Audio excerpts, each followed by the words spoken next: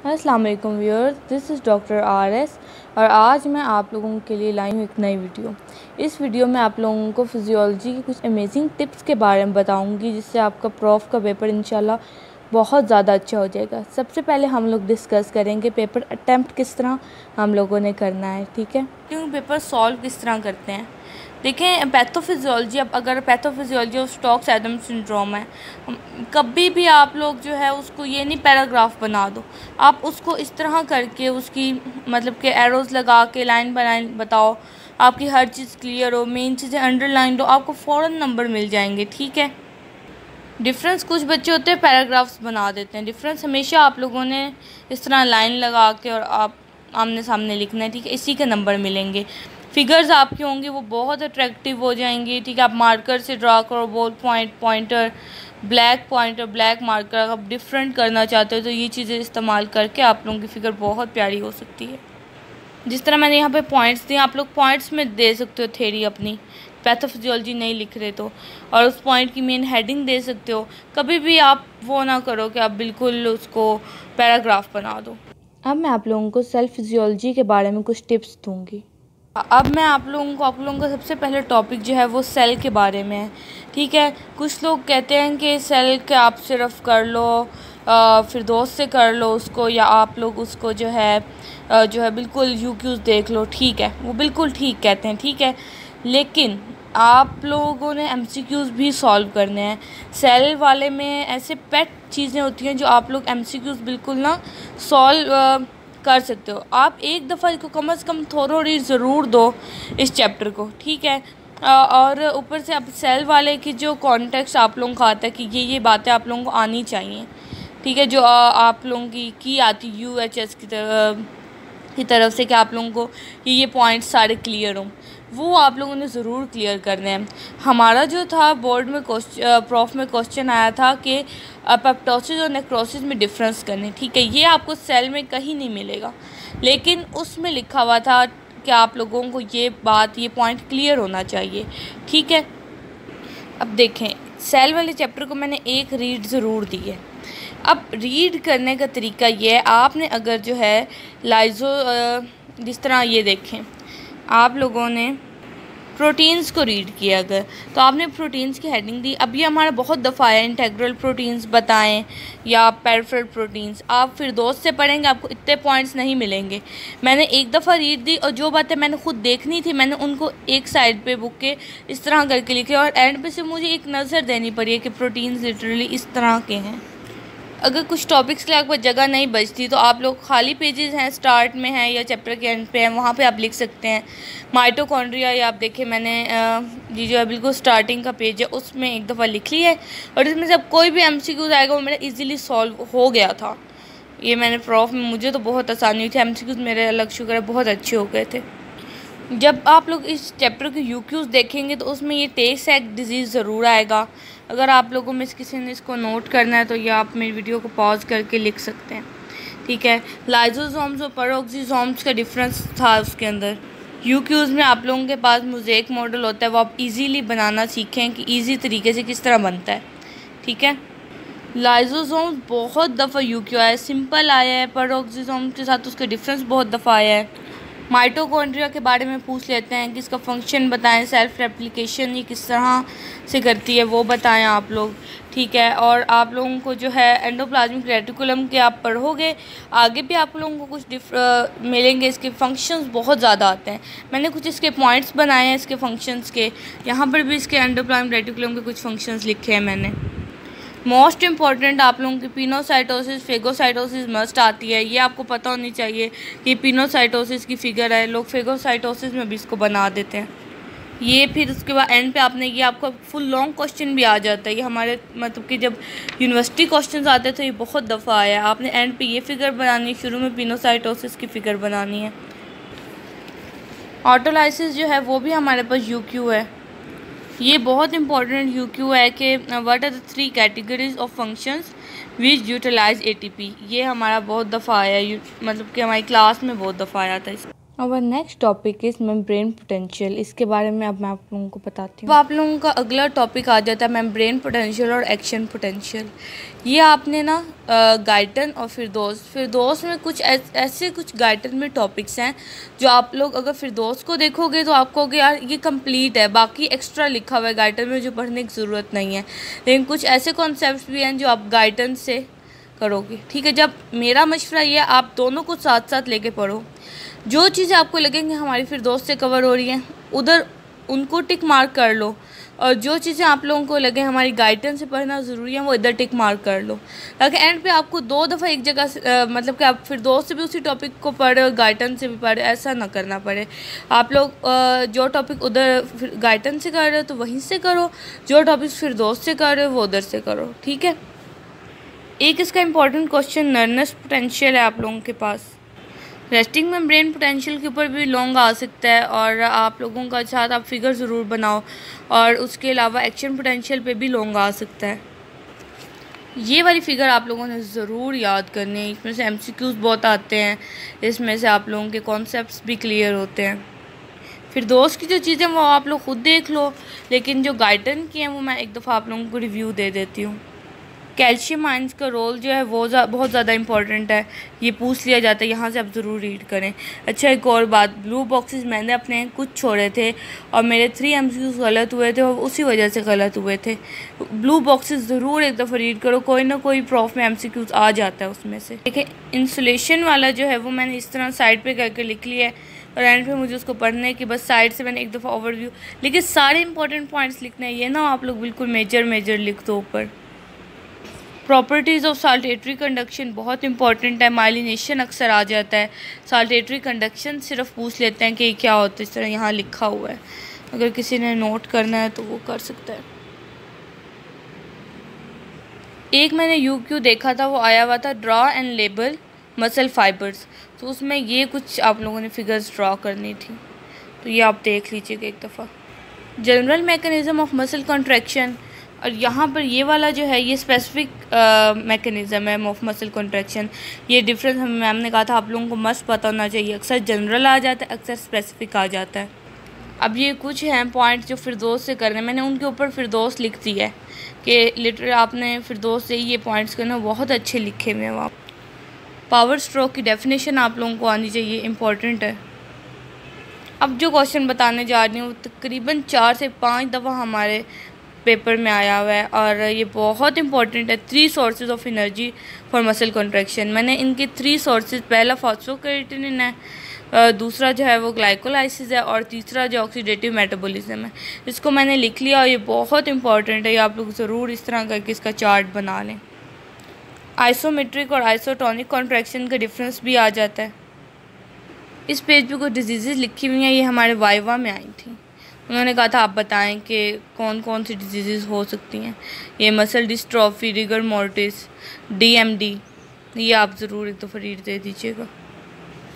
ये वाली figure most important है, ये आप लोगों को अक्सर लोग कहते हैं कि इसके अंदर ना, ये वाली फिगर इसके अंदर डाल के आप लोग मतलब कि सब कुछ दिखा सकते हो, तो अगर आप करो तो बहुत इम्पॉर्टेंट है, बहुत दफ़ा आई हुई है।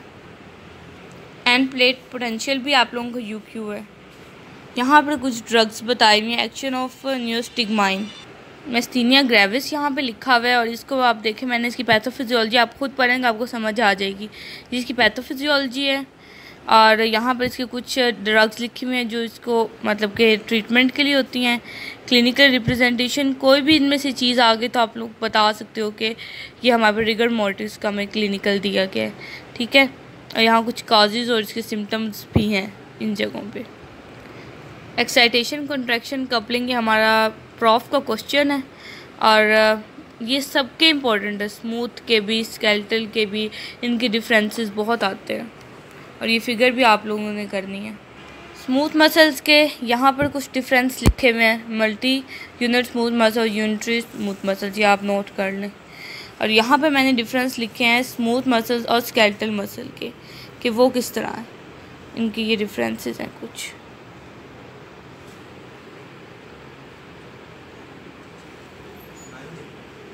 आप इन दोनों टॉपिक्स को करेंगे, आपका आधा चैप्टर जो स्मूथ मसल्स वाला है वो हो जाएगा। फिर आप लोगों ने ये 2 मैकेनिज़म्स देखने हैं, ये मोस्ट इम्पॉर्टेंट है।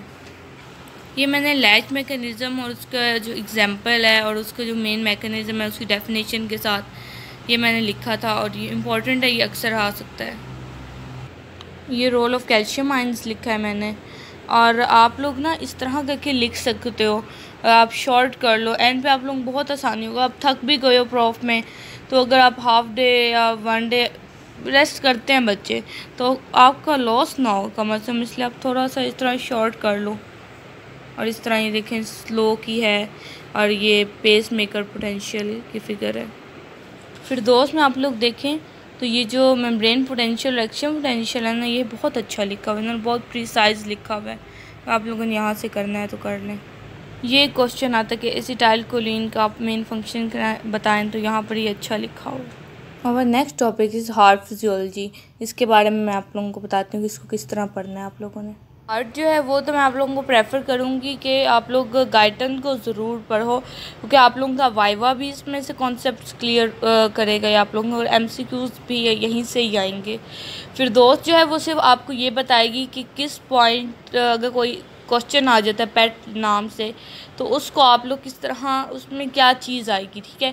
थोड़ा प्रिसाइज करके लिखा हुआ है, छोटा लिखा हुआ है, लेकिन आपने हार्ट को मेनली गाइडन से ही पढ़ना है। ये देखें यहाँ पे एक फ़िगर बनी हुई है, परकिंजी फाइबर्स के बारे में बताया हुआ है और वेंट्रिकुलर के बारे में।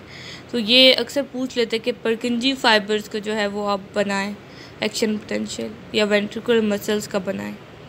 ये एक UQ आता है कि यहाँ पर आप लोगों का डिले क्यों आता है, ठीक है, ये इसका और कितना डिले आता है, ये इम्पॉर्टेंट पैराग्राफ है, ये आप लोग कर लीजिएगा। रिफ्रैक्टरी पीरियड भी इम्पॉर्टेंट है, ये मैंने लिखा हुआ है, मैं आप लोगों को दिखाती हूँ आगे जाके। इसमें मोस्ट इम्पॉर्टेंट कार्डिक साइकिल है, जो आप लोग अभी पेपर दे चुके हो, कुछ टेस्ट दे चुके हो, आपको पता होगा बहुत दफ़ा आता है। अच्छा, इसमें बात ये, बच्चे कहते हैं कि यार हमें समझ आ गई है, लेकिन समझ नहीं आती। आप लोग, मैं प्रेफर करूँगी डॉक्टर नजीब का लेक्चर एक दफ़ा सुनो, वो आपको समझाएंगे कि बात हो क्या रही है मेन इसके अंदर, ठीक है। ये सिर्फ ये नहीं है, आप लोग ठीक है ड्रा तो आपको करना आ जाएगा, लेकिन इसमें आप वाइवा में एक्सप्लेन, एक दफ़ा कॉन्सेप्ट क्लियर हो गया तो MCQs भी क्लियर, थ्योरी भी क्लियर। वाइवा में आप लोगों को बार बार वीडियो नहीं देखनी पड़ेगी। उस टाइम बच्चे होते हैं एंजॉय में कि हम बस एंजॉय करें, तो उस टाइम कोई वीडियो नहीं देखता, तो आप लोग ये देखिएगा। ये बहुत इंपॉर्टेंट है, A wave, C wave, V wave किस लिए होते हैं ये आप देख लें यहाँ से। इस पेज को थोड़ा रीड देना है, मैंने इसको थोड़ा रीड दे के ना ब्लैक लाइन से जो है इसको मैंने अंडरलाइन किए कुछ लाइंस को जो पढ़ने वाली हैं मेन, ठीक है। तो मैंने एंड पे से वही पढ़ी थी और जो चीज़ इसमें देखने वाली है। कभी कभार आप लोगों से साइक्लिक डायग्राम भी मांग लेते हैं, तो ये आप लोगों को आनी चाहिए बनाने। और इसमें जो पॉइंट्स थे वो मैंने बिल्कुल साइड पे लिख लिए हैं, तो मुझे इसकी थ्योरी पढ़ने की ज़रूरत नहीं पड़ी। जो इसकी फेज़ है ना, मैंने उनको इस तरह अलग-अलग एक एक पॉइंट दे के बना दिया, ठीक है। आप लोग इसको रीड दें एक दफ़ा और आप लोग भी इस तरह करके लिख लें, मुझे तो बहुत बेनिफिट हुआ था एंड पे। फ्रैंक स्टार्लिंग मैकेनिज़्म है, ये मैंने साइड पे लिख लिया था, ये इंपॉर्टेंट है, ये आप एक दफ़ा ज़रूर रीड कर लें। हाइपर इफ़ेक्टिव हार्ट और हाइपो इफ़ेक्टिव हार्ट, ये बहुत आता है, ये आप एक दफ़ा ज़रूर पढ़ लीजिएगा। रिफ्रैक्टिव पीरियड मैंने इस तरह करके लिखा था कि पहले उनकी ड्यूरेशंस, फिर उनका डिफरेंस भी बन सकता है, थ्योरी टाइप भी लिख लिया था, और ये इसकी फ़िगर है। अगर आप समझेंगे तो आपको आ जाएगी, आप थ्योरी साथ पढ़ेंगे। ऐसे नोट जो है वो यहाँ से भी पढ़ लें, और फिर दोस्त में बड़ा अच्छा प्रिसाइज करके लिखा हुआ है AV नोड, SA नोड, वो आप वहाँ से देख के कर लें। इनका डिफरेंस और इनकी फ़िगर के लिहाज से डिफरेंस जो है वो बहुत दफ़ा आ चुका है कि साइनोसाइडल का और वेंट्रिकुलर मसल फाइबर्स के एक्शन पोटेंशियल में डिफरेंस बताएं, ठीक है। और ये वाली फ़िगर बहुत दफ़ा आ चुकी है, आप लोगों को आनी चाहिए। सिंपैथेटिक और पैरासिम्पैथेटिक जो है यहाँ पर कंट्रोल लिखा हुआ है, आपको आना चाहिए। एक मैंने यहाँ पर सिंपैथेटिक के बारे में लिखा है और ये मैंने थोड़ा सा पैरासिम्पैथेटिक के बारे में लिखा है। ये भी मैंने पैरासिम्पैथेटिक और सिंपैथेटिक के बारे में लिखा है, ये अगर आप लोगों ने नोट करना है तो आप ये देख लें। अच्छा, ये वाला जो चैप्टर है, वेक्टर वाला चैप्टर है, वो फिर दोस्त से ही कर लें, वहाँ बहुत अच्छा दिया हुआ है। यू वेव इम्पॉर्टेंट है, अगर किसी ने लिखनी है तो ये यू वेव के बारे में आप ये लिख सकते हैं।